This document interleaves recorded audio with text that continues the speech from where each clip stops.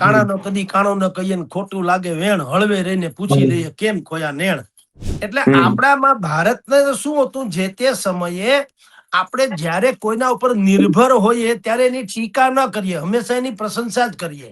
એટલે ભાઈ સંબંધો હતા, આમ છે ખરા, પણ હવે ન હોય તો કઈ ફાટી પડી એમ નથી, બલકે ઇઝરાયલ અને આપણા સંબંધો વધુ ઘાટા અને ઉપયોગી થયા છે. વિરોધ પક્ષો, ભારતના જે વિરોધ પક્ષો છે ઈ પોતાની મર્યાદા ઓળંગી ગયા. એ ભાજપનો વિરોધ કરતા કરતા ભારતનો માંડ્યા વિરોધ કરવા. તો ઈરાન સાથેના આપણા જે સંબંધો કહેવાય છે એ કેસેટ ભલે બગડે પણ વાસ્તવિકતા જુદી છે. એમાં જયારે કાશ્મીરની વાત આવે છે ત્યારે ઈરાને હંમેશા પાકિસ્તાનની ફેવર કરી છે, માન્યું છે કે કાશ્મીરમાં ભારતની સરકાર માનવ અધિકારનો ભંગ કરી રહી છે અને સિતમ ગુજારી રહી છે, કે અમારે ક્યાંથી કયો માલ લેવો કાઢવો એ અમે પોતે નક્કી કરીશું, અમને કોઈ કહી શકે નહીં. એટલે નેશન ફર્સ્ટ, જો જેમ ટ્રમ્પનું સ્વપ્ન કે એનું જે મેઇન ધ્રુવ પંક્તિ છે, તો એમ આપણી ભારત સરકારે પણ કીધેલું કે અમારે નેશન ફર્સ્ટ છે, અમને ઈચ્છા પડે નથી અમે ખરીદશું. અને 1999 ને 1965 ચીન, ભારત અને પાકિસ્તાન એની સાથે જયારે યુદ્ધો થયા ભારતના, તો ઇઝરાયલે આપણને ગોલા બારૂદ હથિયાર ઈ તો ઠીક, પણ ગુપ્ત માહિતી એ પણ એને આપણને આપી. ઈરાન આપણો પ્રાચીન ને પરંપરાગત મિત્રનો સંબંધ ને બધું ઠીક છે. અત્યારના યુગ પ્રમાણે ઇઝરાયલ આપણો ખાસ મિત્ર છે, જે આપણને ગોલા બારૂદ, ગુપ્ત માહિતી અને લડવાની ટેકનોલોજી થી માંડીને બધી જ બાબતો પૂરી પાડે છે. પાકિસ્તાન નથી ધમકી આપતું પરમાણુ છે પરમાણુ. પછી નરેન્દ્ર મોદીએ જયારે પ્રહાર કર્યો કે તમારી પાસે પરમાણુ છે બોમ્બ, તો અમારી પાસેથી હું દિવાળીમાં ફોડવા રેખા છે, તે દીનું બોલ્યું કોઈ પાકિસ્તાન થઈ ગયું ગાય જેવું. એટલે ભારત સરકારનું જે સ્ટેન્ડ છે એ બુદ્ધિપૂર્વકનું અને શ્રેષ્ઠ સ્ટેન્ડ છે. ભલે દુનિયા ગમે એમ કે કાંઈ આપણે જગતમાં એમ કે આપણને કાંઈ ઇતિહાસ ભલે ગમે એવો આળો અત્યારે કે ભવિષ્યમાં ભારતને ફાયદો શેમાં છે, ઈરાન રૂઠી જાય તો કઈ આપણું તૂટી જવાનું નથી, ઇઝરાયલ રૂઠે તો હજી થોડોક મુશ્કેલી પડે.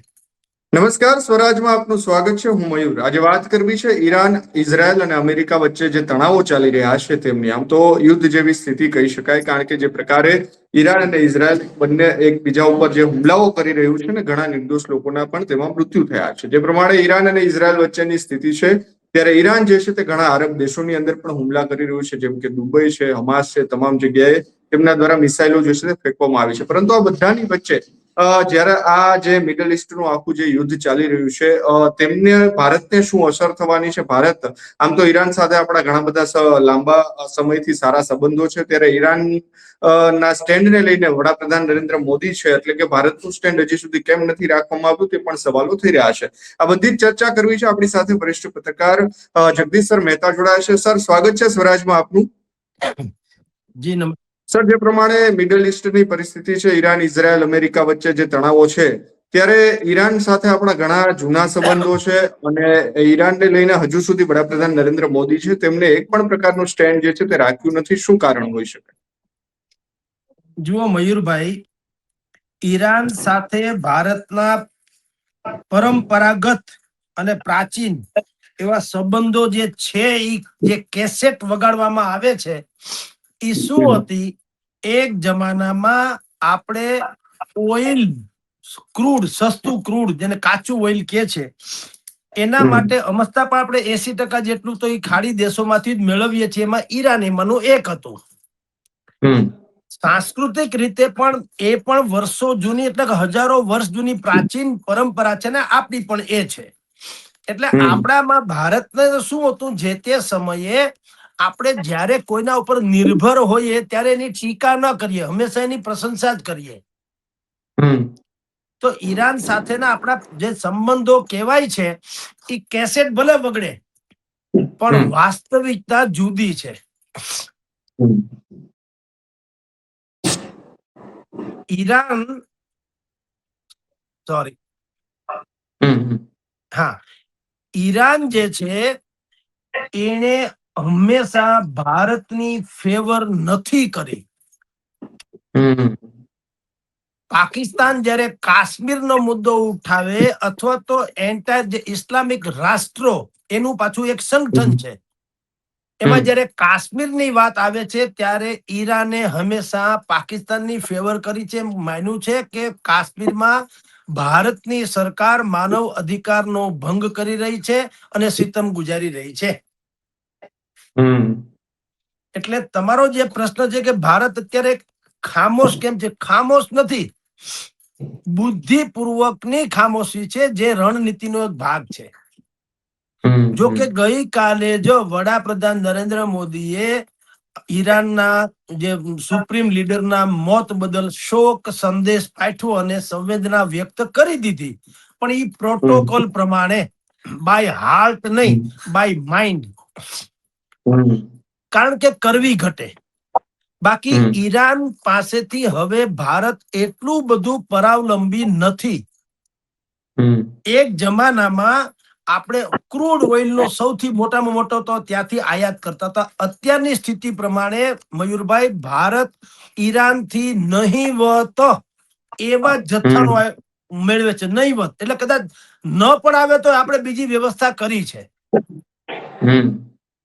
અને અધૂરામાં પૂરું આજની જ ડેવલપમેન્ટ કહું, અમેરિકાએ, હવે એમાં પાછા બે પ્રશ્ન થશે, એ તમને હું જાણ કરું, પણ પેલી વાત કરું, અમેરિકાએ શું કીધું, ભારતને રશિયાથી સસ્તું ઓઇલ ખરીદવાનો 30 દિવસની છૂટ આપી દીધી. હજી આગામી 30 દિવસ સુધી, 1 મહિનો સુધી એમ કે તમે રશિયાથી ઓઇલ ખરીદી શકો. જે ખરેખર એને પેલા આપણને કીધું તમે વેનેઝુએલામાંથી ખરીદો, રશિયાથી નહીં, એમ કરીને પ્રતિબંધ લગાવ્યો હતો. ત્યારે ભારત સરકારે એવી શેખી કરી હતી કે અમારે ક્યાંથી કયો માલ લેવો કાઢવો એ અમે પોતે નક્કી કરીશું, અમને કોઈ કહી શકે નહીં. એટલે નેશન ફર્સ્ટ, જો જેમ ટ્રમ્પનું સ્વપ્ન કે એનું જે મેઇન ધ્રુવ પંક્તિ છે, તો એમ આપણી ભારત સરકારે પણ કીધેલું કે અમારે નેશન ફર્સ્ટ છે, અમને ઈચ્છા પડે નથી અમે ખરીદશું, અમને કોઈ કઈ કહી શકે નહીં. આજે જે ઓર્ડર થયો, જે મીડિયામાં ચમકી રહ્યું છે, એનો અર્થ એમ છે કે 30 દિવસની છૂટ અમેરિકા ક્યારે આપતું હોય, તમે પાબંદી લગાવી હોય તો જ ને.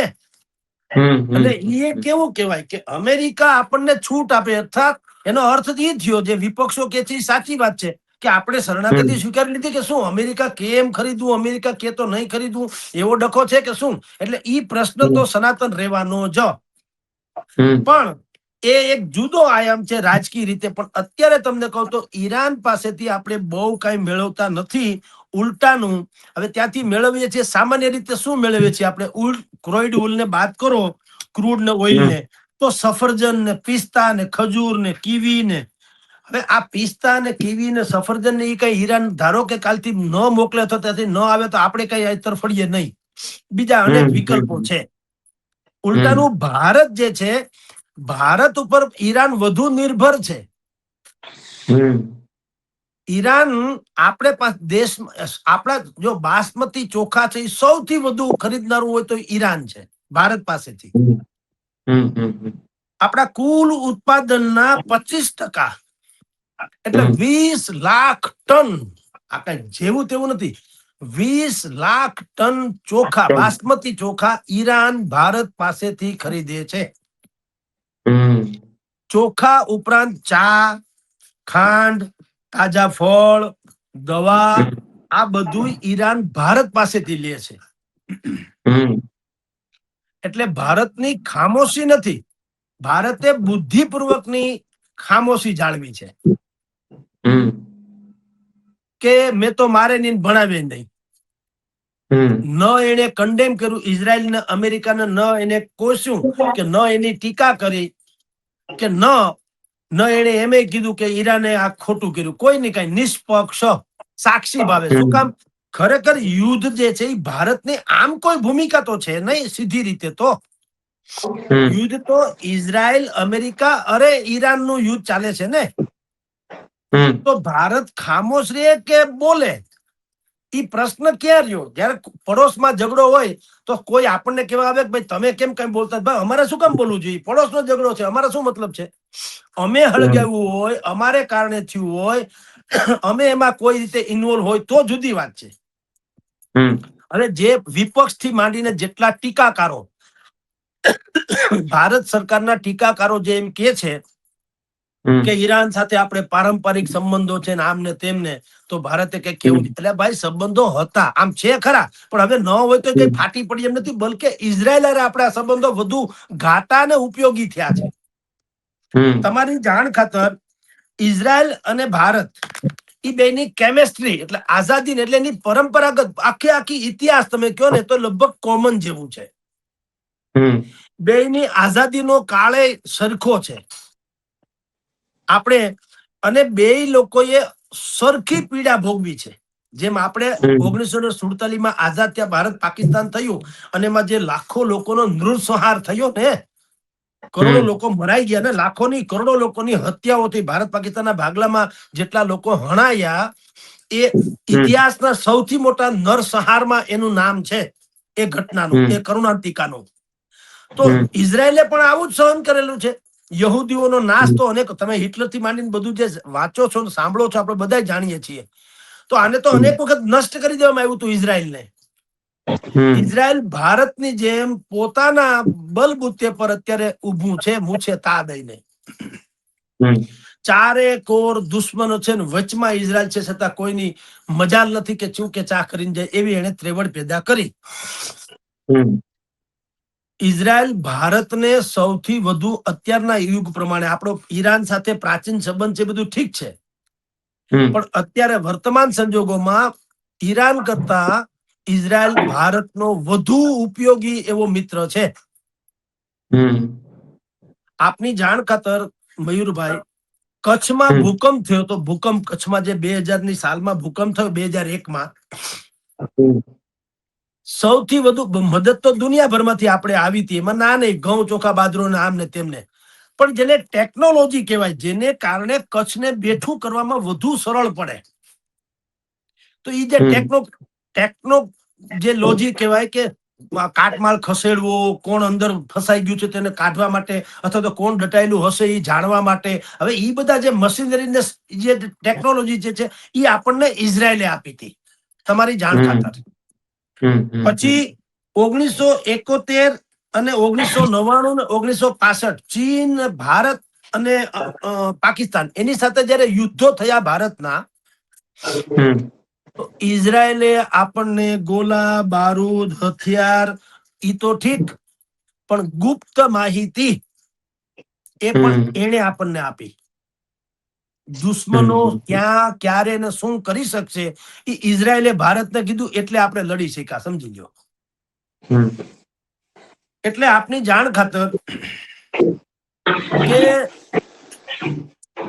મોટા ભાગના હથિયારો જે આપણે અત્યારે વિદેશો સાથે લડીએ છીએ ને, એ જેને અત્યાધુનિક એવા જે હથિયારો કહી શકાય ને, નવી ટેકનોલોજી વાળા, અને અત્યારે 3 ડાયમેન્શન જેવા હાવ નવા અત્યાધુનિક, એ આપણને સૌથી વધુ 42% જેટલા એ ઉત્પાદનો જે છે શસ્ત્રના, ઇઝરાયલ આપણને ભારતને આપે છે.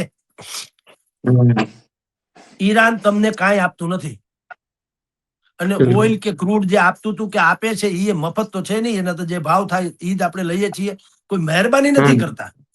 તો સંબંધોની જગ્યાએ છે, એમાં ના નહીં. આપણે ક્યાં કહીએ કે ઈરાનનો સત્યાનાશ થવો, એવું તો ભારતે કીધું નથી.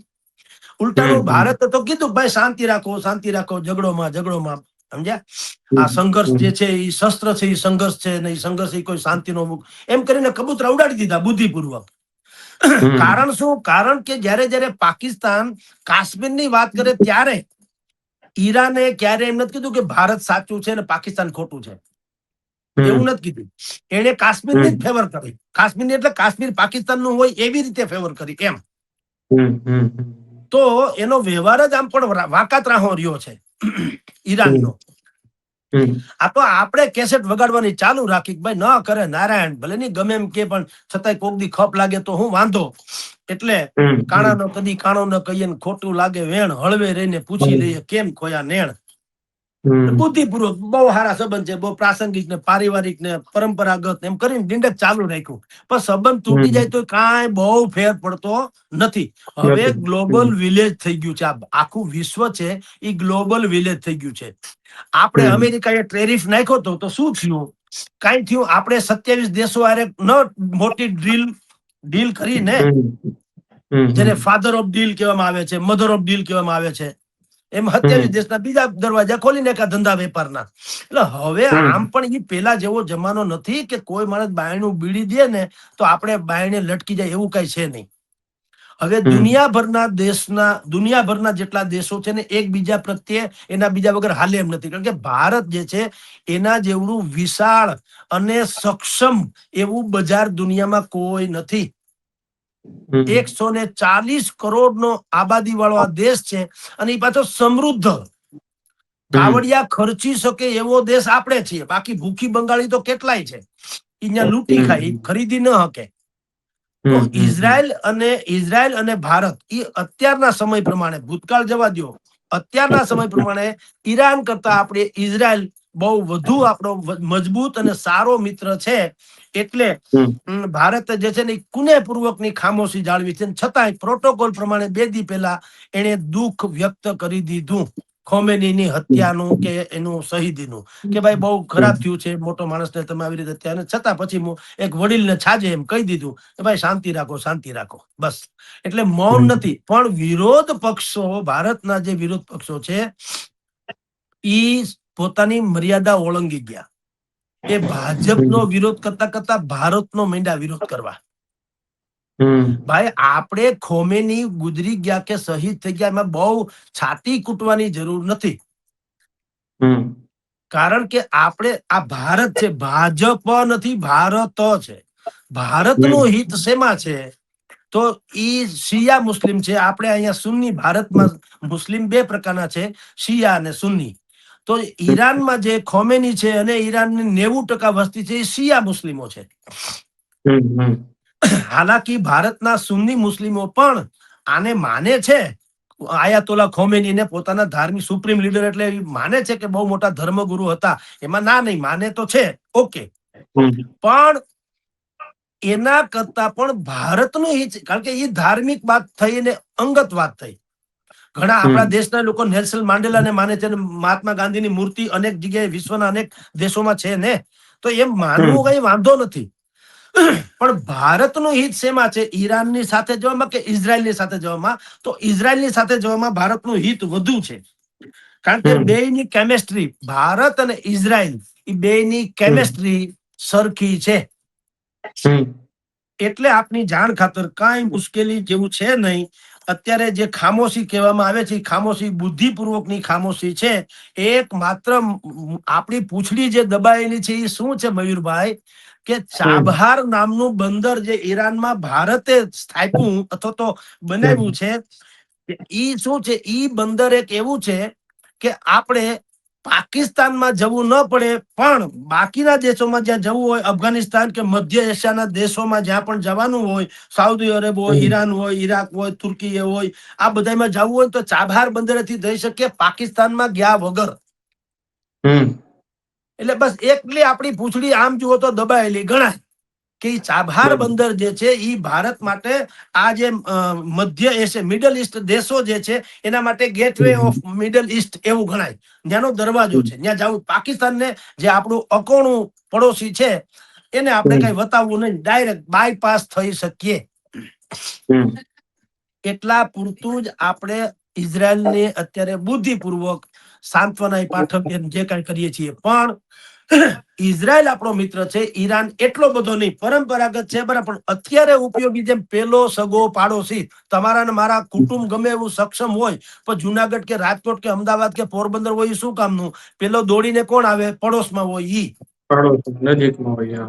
હા, એવી રીતે ઈરાન આપણો પ્રાચીન ને પરંપરાગત મિત્રનો સંબંધ ને બધું ઠીક છે. અત્યારના યુગ પ્રમાણે ઇઝરાયલ આપણો ખાસ મિત્ર છે, જે આપણને ગોલા બારૂદ, ગુપ્ત માહિતી અને લડવાની ટેકનોલોજી થી માંડીને બધી જ બાબતો પૂરી પાડે છે.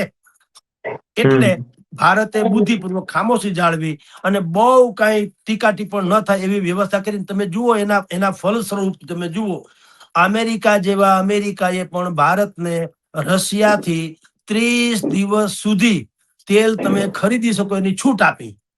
હવે ઈરાનની ભેર તાણી હોત કે ઈરાન બહુ સારું, ભારત કન્ડેમ કરે છે, અમેરિકાને એમ કે આપણે એની ટીકા કરીએ, એવું બધું કર્યું હોત તો અત્યારે આપણે જે હજી તો આપણી પાસે 50 દિવસનું ઓઇલ સ્ટોક છે, એવું કહેવાય છે, સરકારના આંકડા છે કે 50 દિવસ ચાલે ભારત આખામાં જેટલી ખપત છે એ ખપતના 50 દિવસ ચાલે એટલું ઓઇલ તો છે જ.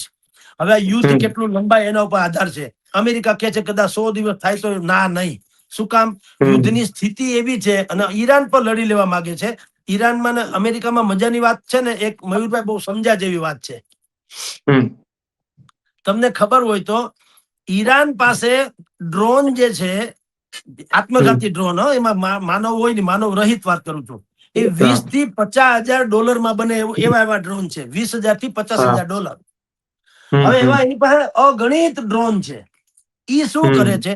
અમેરિકાના જે મિડલ ઈસ્ટના જે વિસ્તારો જે છે, હું તમને કહું, દાખલા તરીકે UAE, Qatar, Bahrain, Jordan, Iraq, Kuwait, Oman, Saudi Arabia, Syria, આ બધા દેશોમાં જ્યાં જ્યાં અમેરિકાના સૈન્ય ઠેકાણા છે અથવા તો આર્થિક જેનું હિત અમેરિકાનું જ્યાં હોય એવા બધા ઉપર ડ્રોન થી હુમલા કરે છે અને એનો સત્યાનાશ કરવાનું કરી રહી છે. હવે અમેરિકા ઈ જો ડ્રોન તોડી પાડવા હોય તો અમેરિકાએ શું કરવું પડે? અમેરિકાએ એની સામે પોતાના એક જબરજસ્ત જેને કહી શકાય એવા મિસાઇલ, એને મિસાઇલ કરવી. હવે ઈ મિસાઇલ નાની માના ખેલ નથી.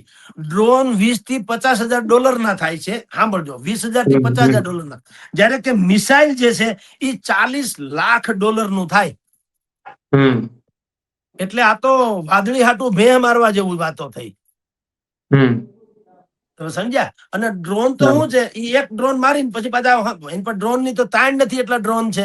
એટલે એક તમને ખબર છે, એક બહુ પ્રાચીન એક નાની ઉક્તિ છે, એક પ્રસંગ છે, એક નાનો એક હું તમને વિકલ્પ કહું.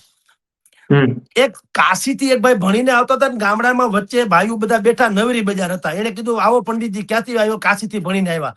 તો કે તમને વાર્તા બાર્તા આવડી? કે મને 18 પુરાણ ને વેદ ને બધું મોઢે છે, તો તમે અહીંયા વાર્તા કરો.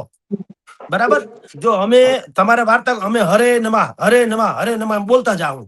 જો તમે થાકી જાઓ તો આ ચોપડા બોપડા બધા અહીંયા મૂકીને તમારે વયું જવાનું.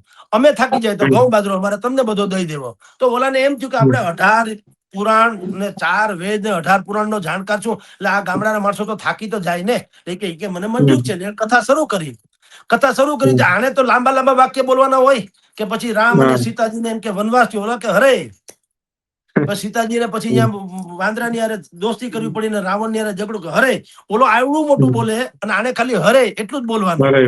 એટલે હરે નમઃ હરે નમઃ.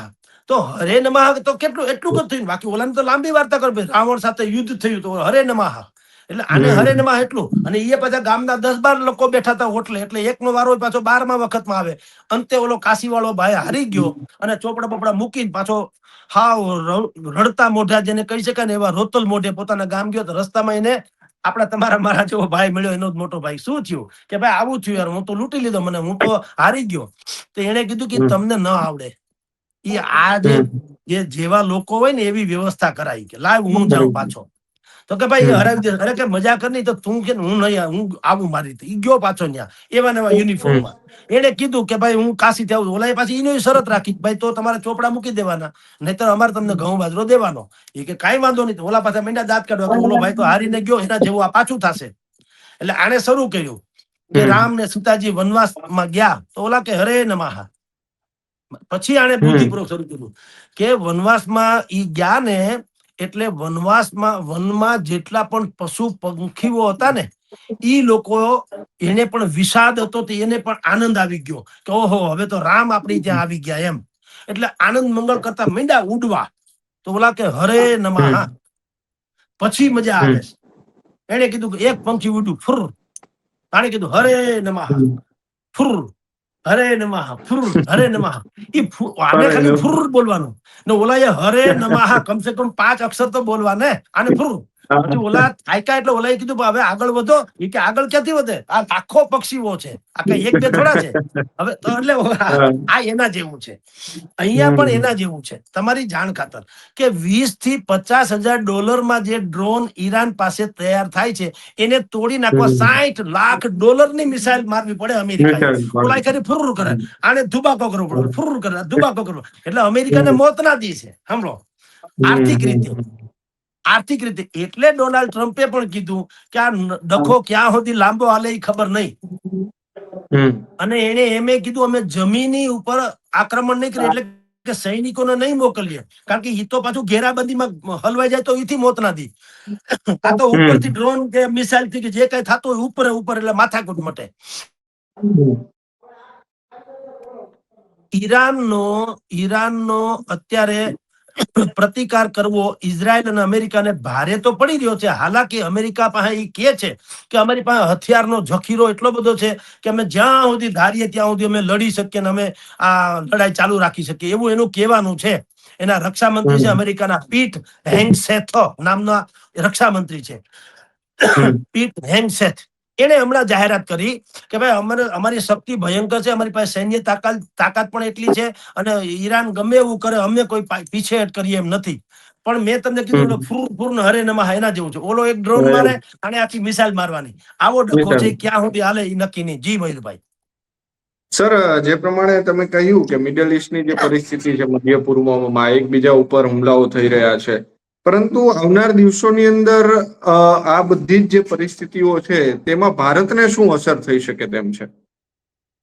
જો મયુરભાઈ, સૌથી મોટી અસર તો ભારતને ત્યાં આપણા બધા જ મિડલ ઈસ્ટમાં આપણા 80 કરોડ ભારતીયો છે. હવે 80 લાખ. હવે જે 80 લાખ જેટલા ભારતીયો જે છે, એક તો એને સહી સલામત પાછા લાવવા, પેલી વાત તો ઈ છે. બીજી વાત છે, આપણે જેમ ક્રૂડ ઓઇલ જે આપણી સૌથી મોટી નબળાઈ છે, કારણ કે ઈ અહીંયા પેદા નથી થતું ઘઉં બાજરાની જેમ. ઈ આપણે 80% નિર્ભર છીએ વિદેશમાં. આજે ખાડી દેશો કયો તો ઈ ને બધાય. તો આપણી જે સૌથી મોટી આમ જુઓ તો ગભરાહટ જે છે એ આ છે. એક તો 80 લાખ જેટલા લોકો જે આપણે ત્યાં જે રહે છે એમાંથી જો કોઈને રિટર્ન, જે અત્યારે આપણે શરૂ કરી દીધું છે ઓલરેડી, અને ત્યાંથી આવે જ છે રોજે હજારોની સંખ્યામાં લોકો આવી રહ્યા છે સહી સલામત. પણ એક તો એને બહાર કાઢવા, અને પછી બીજું કે ક્રૂડ ઓઇલ જે છે એ ધારો કે અત્યારે જેમ કે જુઓ, પેલા ઈરાને યુદ્ધ શરૂ થયું ત્યારે એક બેરલના $67 જેવું હતું, 67 અમેરિકી ડોલર. અત્યારે 80 થી 85 ને આળે ગાળે તો પહોંચ્યું છે ને, કદાચ 100 સુધી પહોંચે તોય નવાઈ નહીં. તો $100 સુધી જો આ પૂગે ક્રૂડ ઓઇલ નો ભાવ, તો સ્વાભાવિક જ આપણે એની અસર તો વૈશ્વિક લેવલે થવાની ને. અને વૈશ્વિક લેવલે કઈ રીતે? એક રૂટ છે તમારી, એને હોર્મુઝ સ્ટ્રેટ કહેવાય છે. હોર્મુઝ સ્ટ્રેટ એટલે કે એક ખાડી જેવા પંથકમાં એક ટૂંકો એવો રસ્તો છે કે ઈરાન થી જેટલા પણ ઓઇલના જહાજો છે એ ત્યાંથી જ બીજા આખા વિશ્વમાં જાય. એક જ રસ્તો છે. ઈરાનમાં જેટલું ઓઇલ પેદા થાય છે એ વિશ્વભરના દેશોમાં, ભારત સહિત જે પણ દેશમાં મોકલું એ આમાંથી જ પસાર થવું પડે. ઈ વિસ્તારને હોર્મુઝ સ્ટ્રેટ એવું કહેવામાં આવે છે.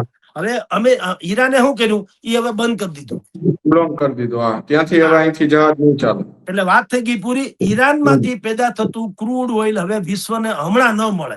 હવે ન મળે એટલે શું થાય? ઓઇલનો સ્ટોક ઘટી જાય, પુરવઠો મળતો ઓછો થઈ જાય, એટલે ભાવ ઉચકાવાના. સ્વાભાવિક જ છે.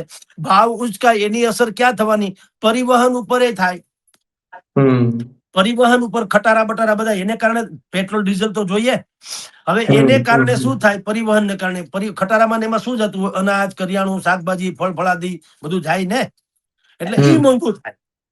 આમ સરવાળે પાઘડીનો વળ છેડે એટલે આપણને જ મોંઘું પડવાનું. ભારત ઉપર શું અસર પડે તમને કહું તો સૌથી મોટી અસર આ મોંઘવારી ભયંકર ફાટી નીકળે. કહેવાય છે કે જો યુદ્ધ ખરેખર 100 દિવસ હાલે, હાલાકી તમને કહી દો મયુરભાઈ, ભલે અમેરિકાએ ડંફાસ મારતું ને ઈરાને ભલે ફાકા ફોદારી કરતું, પણ તમારી જાણ કદાચ યુદ્ધ કોઈને પોસાય એમ નથી. અને અમેરિકા શું કરે ન કરે નાયણ, પછી એવી પણ આશંકા અત્યારે જતાવવામાં આવી રહી છે કે જો બહુ અમેરિકા વાયડું થાય તો ઈરાન કેમ કે પોતાના પરમાણુનો પણ ઉપયોગ કરે એમ, પરમાણુનો. ભાઈ ઈ બધું કેવું સહેલી વાતો છે. પાકિસ્તાન આપણને કેટલા વર્ષો દાયકાથી ધમકી આપે છે ને. પાકિસ્તાન નથી ધમકી આપતું પરમાણુ છે પરમાણુ. પછી નરેન્દ્ર મોદીએ જયારે પ્રહાર કર્યો કે તમારી પાસે પરમાણુ છે બોમ્બ, તો અમારી પાસેથી હું દિવાળીમાં ફોડવા રેખા છે, તે દીનું બોલ્યું કોઈ પાકિસ્તાન થઈ ગયું ગાય જેવું. તો ઈ ધારો કે ઈરાન અમેરિકા ઉપર ક્યાંક પણ એકાદો પરમાણુનું છમકલું કરે બી ખરું દાખલા તરીકે, તો અમેરિકા છોડે? ઈ એનું આપણે બધા જાણીએ છીએ ને કોણ પછી મરતા ક્યાં નહીં કરતા. એટલે ભલે બધા વિશેષજ્ઞો ને તજજ્ઞો ને બધા લોકો કહેતા હોય કે આ યુદ્ધ લંબાશે.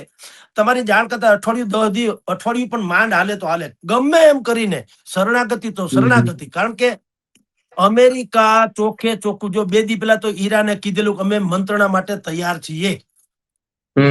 અમેરિકાએ કીધું તમે બહુ મોડા, યુ આર ટુ લેટ નાઉ, તમે બહુ મોડા થઈ ગયા. હવે ઈરાન શું કે છે કે ભાઈ હવે અમારે મંત્રણા નથી કરવી, થાય કરી લેજો એમ, બરાબર. તો અમેરિકાએ શું કીધું, કારણ કે મેં કીધું ને બેયને ડખો છે. અમેરિકા પાસે ભલે શસ્ત્રો ગમે એટલા હોય, પણ યુદ્ધ તો કોઈ દી કોઈને ગમે નહીં ને. યુદ્ધની કથા રમ્યા, યુદ્ધસ્ય કથા રમ્યા, એવું સંસ્કૃતમાં સૂત્ર છે. એની કથા રમણીય હોય, યુદ્ધ કરવું એની વાત નથી. એટલે અમેરિકાને પણ પોહાય એમ નથી. અત્યારે આર્થિક રીતે અમેરિકાને સૌથી મોટી નુકસાની આમાં જઈ રહી છે, આર્થિક રીતે. એટલે શું થાય કે કોઈ પણ ભોગે નાટો દેશો કે ફાટો દેશો કે એ બધું ટેકનિકલ વર્ડ્સમાં જવા દો, પણ દુનિયાના ડાયા માણસો જેને કહેવાય કુનેપૂર્વક વચ્ચે આવી અને આ યુદ્ધને સમાવવાની કોશિશ કરશે.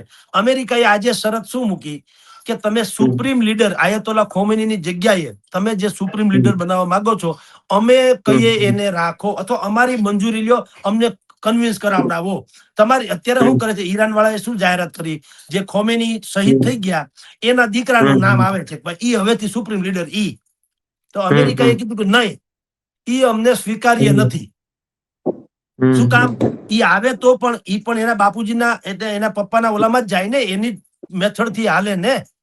તો ખબર છે કે આ તો કટ્ટરવાદી છે. અમેરિકા ત્યાં કઠપુતળી મૂકવા માંગે છે ઈરાનમાં. અમે કહીએ એમ કરે એવું આવે, જેમ અત્યારે સદામ હુસેનની જગ્યાએ મૂક્યો છે, લીબિયામાં ગદ્દાફીની જગ્યાએ મૂક્યા છે, સિરિયામાં મૂક્યા છે. આ તમે શું છે ત્યાં બાંગ્લાદેશમાં પણ જે છે, પાકિસ્તાનમાં મુનીર છે, એ શું છે કઠપુતળી જ છે ને અમેરિકાને. અમેરિકા કે એમ થાય કોઈ ચૂકે ચા બોલી શકે છે નહીં. ઈરાન કટ્ટરમાં કટ્ટર મુસ્લિમ રાષ્ટ્ર છે, છતાંય પાકિસ્તાન એક હરફે ઉચ્ચાર્યો ખરો. હાલો બધા કોંગ્રેસ વાળા આપણે અહીંયા વિપક્ષો એમ કે છે કે નરેન્દ્ર મોદી કેમ ચૂપ છે ને ભારત સરકાર કેમ ચૂપ છે. પાકિસ્તાન જે કટ્ટર ઇસ્લામિક રાષ્ટ્ર છે અને ઈરાનનું દોસ્ત હોવાનું કહેવાય છે, પણ અમેરિકાએ હુમલો કર્યો એટલે ચૂપ થઈ ગયા, કાંઈ બોલતા નથી. શું કામ? કઠપુતળી છે મુનીર, ત્યાંનો સૈન્ય વડાથી કઠપુતળી છે. એટલે આમાં દરેક પોતાનો સ્વાર્થ જુએ. એટલે આપણો જે આપણા દેશના વિપક્ષો છે એનામાં આમ તમે કહો તો બુદ્ધિનો છાંટો નથી. ભલા માણસ જયારે દેશ વિદેશની વાત આવે ને ત્યારે ભાજપ કોંગ્રેસ મટી જવું જોઈએ. તમારે આ આયતોલા ખોમેની ક્યાં માસીન છોકરા છે? હવે ન બોલ્યા તો ગોળ્યું, હવે પછી જતી છે આ ડખો પતે પછી વાત કરાય કે બોલ્યા હોત તો સારું હતું એમ. પણ અટાણે તમારી ઘોરો કરવાની ક્યાં જરૂર છે? આયતોલા ખોમેની સમજતા પણ એને ઇન્દિરા ગાંધીને દગો આપ્યો તો, ભારતની વિરોધી એનું વલણ હતું, એને નરસંહાર કરવામાં કઈ બાકી નથી રાખ્યું. કાશ્મીરમાં હંમેશા પાકિસ્તાનની ફેવર કરી છે. હવે આવા લોકોની અને કટ્ટર સિરિયા એનો કાનૂન ધાર્મિક એવું જનૂન છે એનું કે એ બાકી બધાને કાફર સમજે છે. તો એને ઈ શહીદ થઈ ગયા. આ તો પ્રોટોકોલ પ્રમાણે તમે કન્ડેમ કરો એ જુદી વાત છે. પ્રોટોકોલ પ્રમાણે આપણે આપણા કુટુંબમાં કોઈક વાયડી આઈટમ હોય, મામા હોય કે ફુવા હોય કે માસા હોય, ખબર રિહાવા માટે સ્પેશિયલ રીઝન હોય, એને રિહામણું હોય ને હોય જ. તો પણ પ્રોટોકોલ પ્રમાણે આપણે આવો આવો માસા આવો મામા કહીએ છીએ. હા, મનાવીએ બેહાડીએ. હું પછી પાછા લાગતા વળતા ને કહીએ દઈએ બહુ વાયડી આઈટમ સાચવજો એટલે હું ડકો ન કરે. એમ આપણે પ્રોટોકોલ પ્રમાણે જેમ કરી એમ અત્યારે ભારતે પ્રોટોકોલ પ્રમાણે કીધું ઓહો ખોમેનીજી નું શહીદી છે એ બરાબર નહીં, હવે શાંતિ રાખો શાંતિ રાખો, એવું બુદ્ધિપૂર્વક કીધું. તો કોંગ્રેસને કે આની પહેલા ઈરાક અને લિબિયામાં ગદ્દાફી, ઈરાકમાં સદામ હુસેન, એને આજ અમેરિકાએ મારી નાખ્યા એમ કહો તો હાલે, મરવી નાખ્યા કે મારી નાખ્યા. તમે તેથી શું કરી લીધું? તમે કાં ન બોલ્યા તે દિવસે? હાલો. અને તેથી સદામ હુસેન તો આપણો અંગત હાવ મિત્ર, ભારતનો ખાસમ ખાસ મિત્ર હતો સદામ હુસેન. કાં તમે તેથી ગાય જેવા થઈ ગયા, ન બોલ્યા હતા? એટલે કઈક સમજો એને કે ભાઈ તમે વિપક્ષમાં છો એ બરાબર, ભારતના વિરોધમાં નથી, તમે ભાજપના વિરોધમાં હોઈ શકો, પણ ભાજપ ને ભારત બે માં થોડોક ફેર તો પાડો. એટલે તમારી જાણ કરતા આપણે ઇઝરાયલની ફેવર સીધી રીતે નથી કરી, પણ આડકતરી રીતે બધાનો એવો દાવો છે કે ભારતે ઇઝરાયલની ફેવર કરી. તો હું તો કહું કે ભલે એને જાહેર નથી કર્યું સત્તાવાર રીતે, પણ કર્યું હોય તો કઈ ખોટું નથી. ઈરાન કાંઈ મામા માસીના છે નહીં, ઇઝરાયલ અત્યારે આપણને ખપ લાગે છે. હો વાત નહીં, એક વાત. એટલે ભારત સરકારનું જે સ્ટેન્ડ છે એ બુદ્ધિપૂર્વકનું અને શ્રેષ્ઠ સ્ટેન્ડ છે. ભલે દુનિયા ગમે એમ કે કાંઈ આપણે જગતમાં એમ કે આપણને કાંઈ ઇતિહાસ ભલે ગમે એવો આળો અત્યારે કે ભવિષ્યમાં ભારતને ફાયદો શેમાં છે? ઈરાન રૂઠી જાય તો કઈ આપણું તૂટી જવાનું નથી, ઇઝરાયલ રૂઠે તો હજી થોડોક મુશ્કેલી પડે. અને હવે ધંધા ધાપામાં કોઈ કોઈના ઉપર નિર્ભર રહેતું નથી. આ ટેરિફ નાખીને ટ્રમ્પે ડીંડક કર્યા હતા, થઈ ગયા ગાય જેવા. ગમે એટલા ટકાવારી નાખી, જ્ઞાની અદાલતે જ કીધું કે ભાઈ તમારામાં આવતું જ નથી, તમે ખોટું કર્યું. ઉલટાનું લાખો કરોડો રૂપિયા રિટર્ન કરવાની પણ અદાલતે કીધું. ટ્રમ્પનું મોઢું થઈ ગયું આવું ગબી જેવડું. તો સવાલ એ છે કે હવે આમ બધું પડે એવા દેવા છે. રાતો તે દિવસે ટીકા કરવામાં અહીંના વિપક્ષોએ બાકી નતું રાખ્યું કે કોંગ્રેસ સહિતના વિપક્ષોએ. નરેન્દ્ર મોદી વેચાઈ ગયા, નરેન્દ્ર મોદી આમ થઈ ગયા, ટ્રમ્પની હેસે કરી ગયા. એટલે ભાઈ આખું જગત માનતું હતું, કઈક સમજીને વાત કરવી પડે ને. તો તમે બે તમને કા તમે જો એટલા બધા બુદ્ધિશાળી ને આવડત વાળો, તો કા તમને કોઈ નથી અહીંયા બેહાડવા દેતા? કેટલા વર્ષ થયા ભાઈ, એક બે વખત તો ઠીક છે. એટલે સમજો, ભારતનો વિરોધ કરવો એ જુદી વાત છે ને ભાજપનો વિરોધ કરવો એ જુદી વાત છે. આયાતોલા ખોમેનીની શહાદત જે છે એમાં આપણે હું કામ ચૂપ છે? સારું છે, ન બોલે એમ 9 ગુણ. બોલીને આ બોલે ઉલટાના હાથે કરીને મરવું ને, કોકની ફેવર તો કરવી પડે ને બોલવામાં. આ તો સારું થયું, બદલો રસ્તો કાઢ્યો નરેન્દ્ર મોદીએ કે ભાઈ કંડેમ કર્યું, ભાઈ શાંતિ રાખો. દરેક વડીલો એમ જ કહે ને, ભાઈ શાંતિ રાખો, શાંતિ રાખો. કબૂતરા ઉડાડી દીધા. તો સરવાળે ભારતને આમ જુઓ તો મેં કીધું ભારત કરતા ઈરાનને વધુ નુકસાન છે. ચોખા જે છે, ખાંડ છે, ચા છે, તાજા ફળ છે, દવા છે, ખાસ કરીને આયુર્વેદિક દવા છે, એ આપણે ઈરાનને એટલું મોકલીએ કે ઈરાન આપણા વગરનું આમ તરફડે. આપણે ક્રૂડ ઓઇલ ને બાદ અને રહી વાત પિસ્તા ની, કેવું તો કઈ પિસ્તા ખાધા વગર કઈ મરી ન જવાય. પિસ્તા એ તો શોખ ની વસ્તુ છે. પિસ્તા અને ખજૂર ને એ બધું સમજ્યા જેવું. એના વગર કઈ હવારે દૂધ કે પાણી કે હવા ન મળે તો માણસને જેટલી મુશ્કેલી પડે એટલી કઈ પિસ્તા વગર મુશ્કેલી ન પડે. અને પિસ્તા ખાનારાને ભાવ લેવા દેવા નથી હોતો. પિસ્તા કોઈ ડોક્ટર કોઈ એમ ન કે તમારે આલ્યો હવાર 2-2 કિલો પિસ્તા ખાવા, એવું કોઈ ડોક્ટર ન કહે. જેને કે એવા લેવલ ના હોય કે એને કઈ ઉપાધિ ન હોય. એટલે આમ ઈરાન અરે આપણે કાંઈ ગુમાવા જેવું, બીજા બધા ડિપ્લોમેટિક લોકો જે ભાષામાં વાત કરતા હોય તે સમજી ગયા, પણ આ જે સરળ ભાષામાં વાત આ છે કે અત્યારે આપણે ઈરાન કરતા ઇઝરાયલ વધુ ઉપયોગી છે. ઇઝરાયલ ઉપયોગી છે એટલે અમેરિકા પણ માસીન છોકરો. આમ જુઓ તો આપણે રેણ થઈ ગયું ને, વચ્ચે ટેરિફ નાખે ત્યારે ભારતના અમેરિકા એકબીજાને શત્રુ હોય એવી વાત થઈ ગઈ હતી. છાપામાં બહુ આવતું હતું એકબીજાની વિરુદ્ધમાં, બરાબર. હવે ઇઝરાયલ ને અમેરિકા અત્યારે એક છે ને, એને ઈરાન ઉપર હુમલો કર્યો. ભારતે બુદ્ધિપૂર્વકનો એને આમ સપોર્ટ કર્યો એવું લાગે, બુદ્ધિપૂર્વકનો, સીધી રીતે નહીં. તો અમેરિકાએ છૂટ આપીને 30 દિવસ સુધી તમે રશિયાથી જોઈએ એટલું ક્રૂડ. હવે 30 દિવસ ભલે છૂટ આપી, પણ 30 દિવસમાં રોજ આટલું જ લેવું એવું ક્યાં કીધું? તો 30 દિવસ હોય તો એક જાજુ ન ખરીદી લે ભારત. એટલે આને કહેવાય કૂટનીતિ. કૂટનીતિ જે શબ્દ વાપરવામાં આવે છે, ડિપ્લોમેસી. ડિપ્લોમેસી આ છે.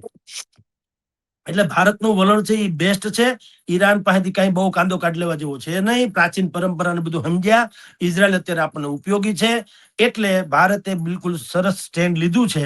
અને કાંઈ બહુ યુદ્ધ લંબાય તો થોડીક અસર આખા વિશ્વને પડે. જેમ રાજનાથસિંહે આજે જ કીધું કે આ ઓઇલ સેક્ટરથી માંડીને અલગમાં આપણે મુશ્કેલી પડવાની. કારણ કે ગ્લોબલ વિલેજ જેવું ભારત, એટલે ભારત પણ એનો જ એક ભાગ છે. અત્યારે તો જગતના કોઈ પણ ખૂણે કાંઈ પણ થાય, શેર બજાર નથી ધડામ દઈને પડી જતું, સોનાના ભાવ ઉચકાઈ જતા. એ શું છે? ઇનડાયરેક્ટ આપણને અસર થાય. એટલે એ તો થવાની છે, એમાં કોઈ શંકા નથી. પણ હવે એ તો આખા જગતને થાય તો થાય, પણ કેવળ ભારતને નથી થવાની. અથવા તો ભારત ખોમેની માટે કઈ બોલે અથવા ચૂપ રહે તો વિશેષ કે ઓછું એવું નથી. ભારતે જે સ્ટેન્ડ લીધું બરાબર છે.